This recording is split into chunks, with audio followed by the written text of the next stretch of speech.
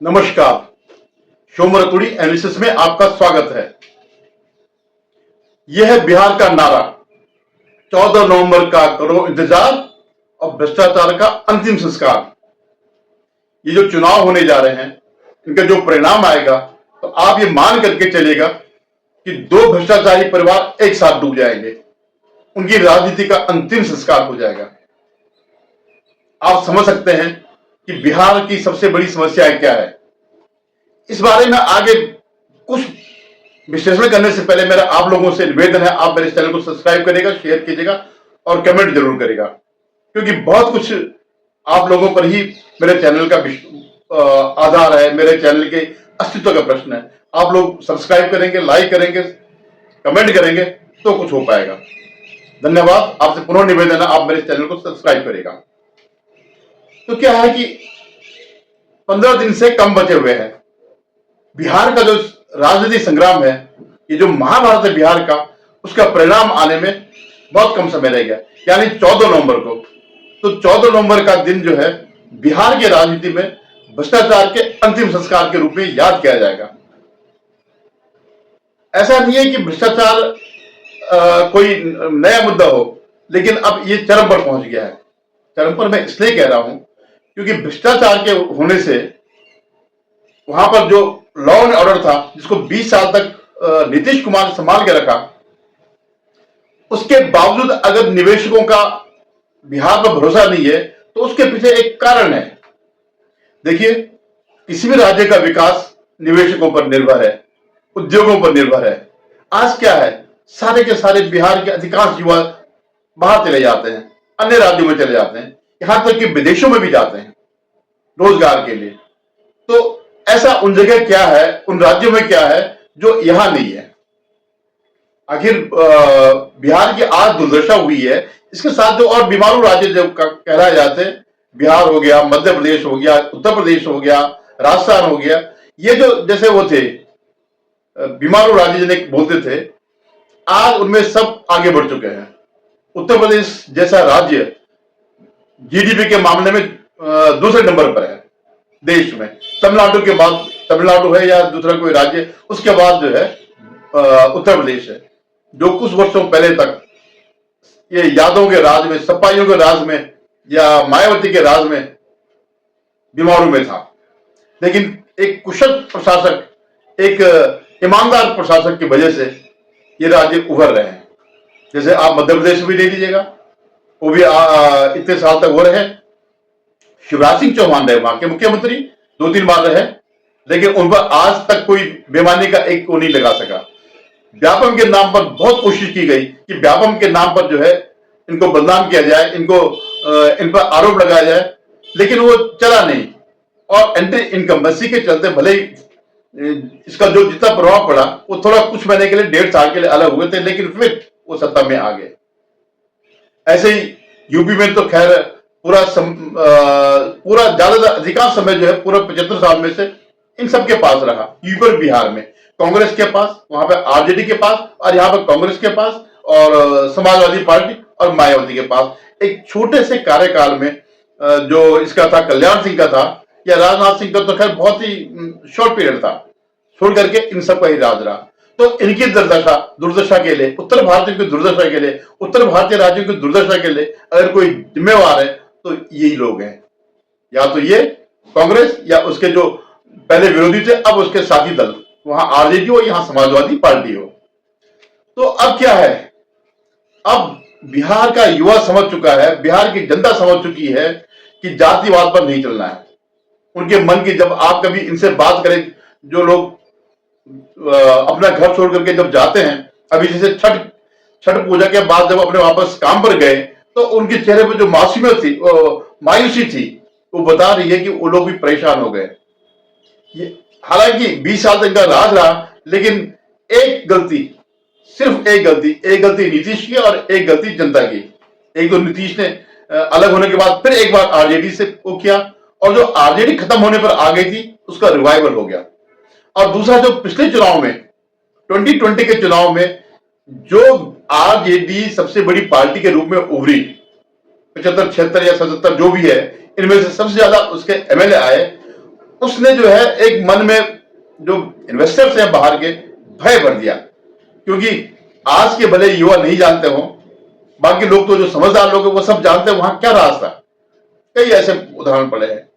वो जो लफंगे टाइप के लोग भले इस बात को नहीं करते हैं, और ये जो इस बीच जो भी घटनाएं होती हैं, आप ये मत सोचिएगा कि ये इसमें कोई नीतीश का हाथ है या उसके समर्थकों का हाथ है। करने वाले वो सब वही हैं। अभी कई वो आए थे, इनके समर्थकों की वीडियो भी आए थे कि अब यादव राज आएगा। वो ये नहीं कह रहे आरजेडी का यादव राज आएगा, और फिर एक तरफ से दूसरी तरफ दलितों से लेकर के सवर्णों तक जो है सबको मारने कूटने की बात हो रही थी। तो ये चीजें पे बड़ी प्रभाव पड़ती, लेकिन सबसे बड़ा प्रभाव यही पड़ता है जब तक आरजेडी जैसे पार्टी का निर्मूल नहीं हुआ, अगर उसके अंदर थोड़ा भी लॉ रहेगी तो कोई भी वहां इन्वेस्टर नहीं आएगा। अगर पिछली बार इन्होंने सबसे बड़ी पार्टी के रूप में अगर बिहार की जनता ने नहीं दिया होता, इसको वोट नहीं दिया होता, तो आज तो वहां जो अभी 5 साल जो गए, फिर बीच में ये चले भी गए थे नीतीश जी भी। नीतीश जी का भी कुछ लुढ़क बुड़क करते रहते हैं। अब भले उन्होंने कसम खा ली, और अब इस उम्र में तो अब क्या कसम खानी, अब तो जाने का मतलब ही नहीं है। तो उसका बड़ा प्रभाव पड़ता है। कहां से कोई इन्वेस्टर आएगा? सबने देख रखा है यहाँ का जंगल राज। इन्वेस्टर आने का मतलब यह है कि फिर वही अपहरण का उद्योग, एक्सटॉर्शन का उद्योग, ये जो रंगदारी का उद्योग, ये फिर शुरू हो जाएगा। और मर्डर तो वहां बड़ी आम बात थी, और ये उसके संरक्षण में होता था, लालू यादव के संरक्षण में होता। तो अगर इनको करना, तो एक बार फिर अब की जनता वहां की यादव भी समझ रहे हैं, जो समझदार यादव हैं, कि नहीं ये हमसे गलती हुई है, और अब हम जातिवाद पर वोट नहीं देंगे, अब हम विकास के लिए करेंगे। आखिर उनका भी बच्चों का फ्यूचर है, उनका भविष्य है, जो जगह जगह जिनको जाना पड़ता है, पूरी दुनिया में ट्रेवल कर देते बेचारे, छठ के टाइम पर आते लाखों करोड़ों की भीड़ में, फिर कहते हैं कि हाँ हमें आने में दिक्कत हो रही है। एक साथ आएंगे तो दिक्कत होगी, चाहे कोई कितने भी हो ना हो, सरकार कोई भी सरकार ये जो है इतनी बड़ी क्यों ना हो।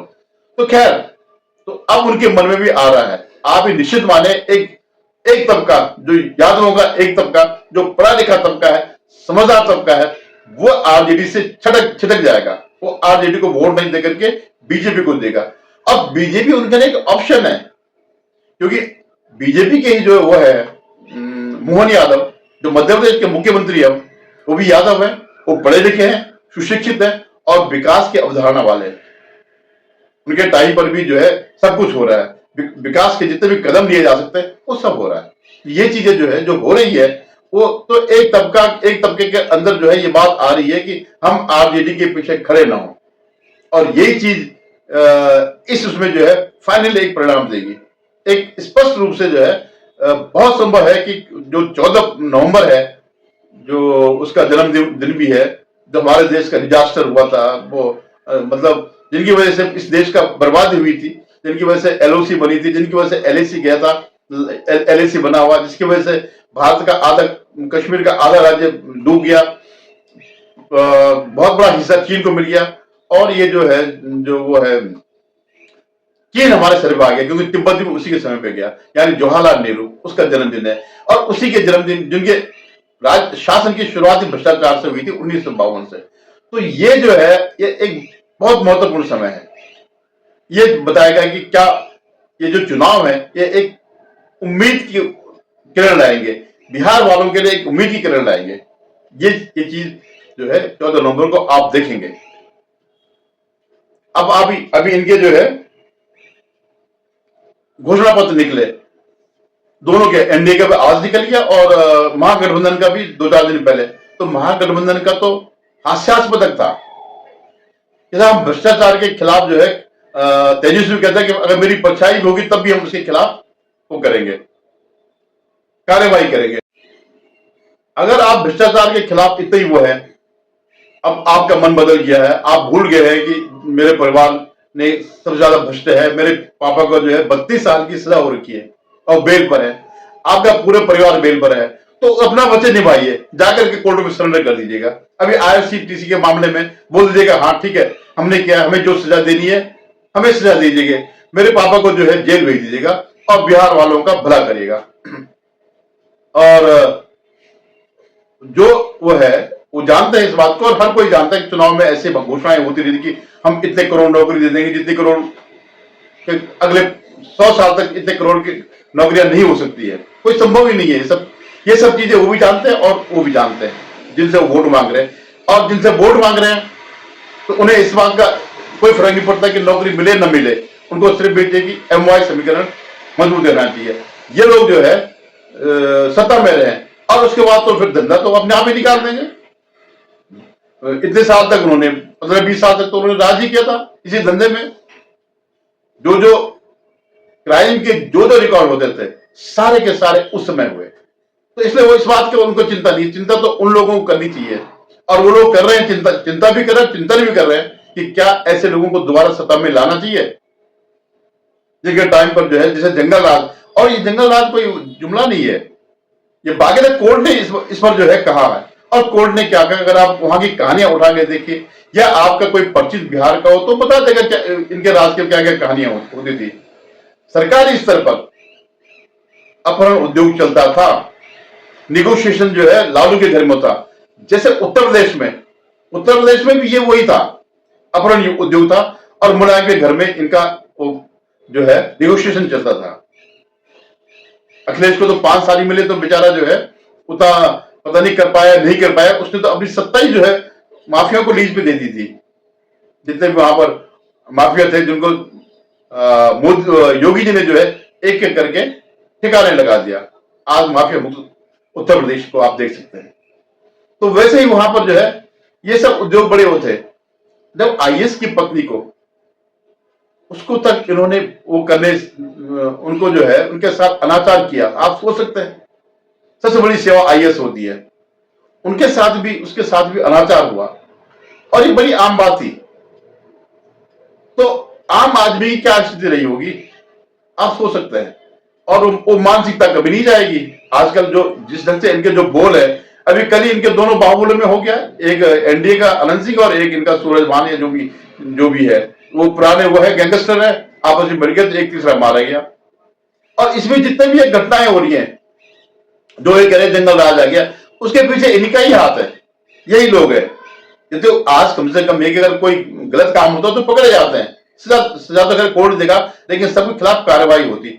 तब तो कार्रवाई होने का मतलब ही नहीं था, पुलिस में रिपोर्ट तक दर्ज नहीं होती थी। अब मैं आप राहुल गांधी की बात कर रहा हूं, भूल गया पट्टा कि मैंने वोट चोरी के आरोप लगाए थे। अब आ गया अडानी पे कि मैं अडानी की शादी में नहीं गया, अंबानी के बेटे की शादी में नहीं गया। वो तो जो तेरे बगल में बैठा भाई वो तो गया था, सब परिवार गया था है? क्या नहीं था उस शादी में? सिर्फ इसलिए नहीं तुम गए, एक तो वो जिनपिंग का प्रतिस्पर्धी दिया और दूसरा उनके यहाँ एक वो सनातनी है तो उसका सात्विक को मिलता है, खाना मिलता है, वो नहीं मिलता है जो तुम वेनेजुला में जाकर के जो तुम्हें मिलता है, या कोलंबिया वेनेजुला में जाकर के जो तुम वहां जाते हो, जिसके लिए अमेरिका में पकड़े गए थे, वो नहीं मिलेगा, ये तो पक्का है। तो थोड़ा तो नहीं जाना था, कोई सवाल नहीं उठता। एक दिन भी क्यों बेचारा नागा करे भाई? वो इतना बड़ा आदमी है कि वो एक दिन भी नागा नहीं कर सकता इन सब चीजों से। तो कह रहा है कि वो मैं अंबानी की उसमें नहीं गया, मत जाना भाई। उसकी शादी में नहीं, उसके तो बुलावे पे गए थे तुम, जिनपिंग पे तुम गए थे, तुम्हारी मां गई, तुम्हारा प्रधानमंत्री क्या था, तो वहां भूखे रहे थे क्या? किस लिए गए थे? अगर तुम्हें इतना ही वो था तो उसी चीन ने तो तुम्हारे परनानों को वो किया था, अपमानित किया था, इस देश की जमीन खरीदी थी, छीनी थी, उसके हाथ तुम चले गए। क्यों? पैसा। वो जो MOU हुआ उसमें ये था कि तुम देश को गिरवी कर दो और हम तुम्हें पैसा देते रहेंगे। तो अब हाँ, उसका नया वो क्या है, डांस में आ गया। वो कह रहा मोदी जी को जो है वोट के लिए वो स्टेज पर डांस भी कर सकते हैं।